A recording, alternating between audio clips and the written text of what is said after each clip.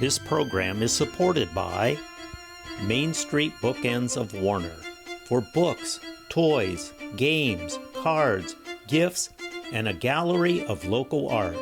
Main Street Bookends of Warner.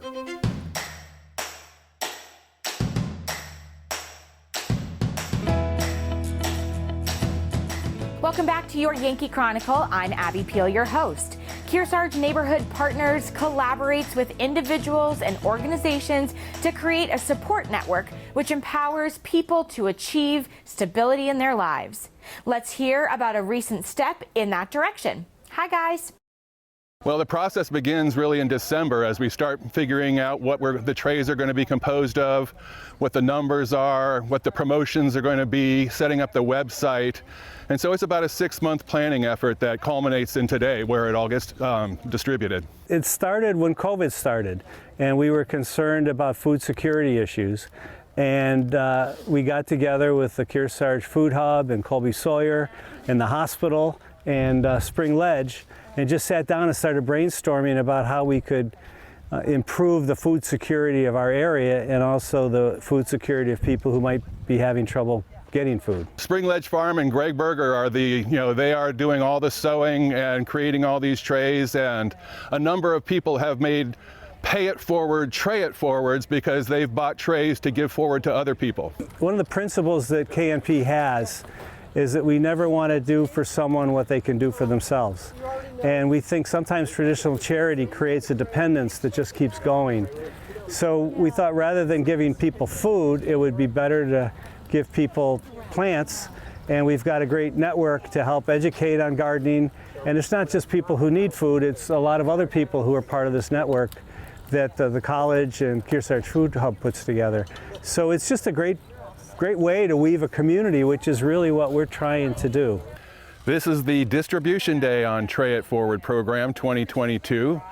Today we have a coordinator that's arranged people to come and pick up at different times, so it's not as crazy as it was the last few years, but we've got large trays of seedlings here, we've got small trays of seedlings here, we have bags of compost over here and trowels and potato seedlings, and we load them up and they go out to the various communities within our region. Most of these trays are going through the food pantries to people with food insecurities, and we're trying to teach them how they can participate in growing their own food and their own healthy food. It's the Kearsarge school region plus Andover plus Sunapee plus a few other surrounding towns. There have been a lot of advertising through the Kearsarge Food Hub here at Spring Ledge. The people have been getting the word out.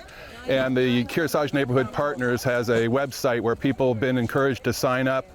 And we have a volunteer coordinator, Beth Greenewald, who's done an amazing job putting all the pieces together and making this look like it's a well-oiled machine. KNP's been around since 2020, and it was a group of us that got together that saw that the great social services we had just kept helping the same people over and over, and our goal was to help people get out of crisis in the first place so they wouldn't have to keep coming back to food pantries and other places. And we also saw a need to help coordinate groups in town to do a better job in serving people. And we do things we call flash missions, which are 2-hour events where we go out and we help other organizations or other people. It's all taken care of by a program called Feed Kearsarge, which stands for Food, Education, Expansion, and Distribution.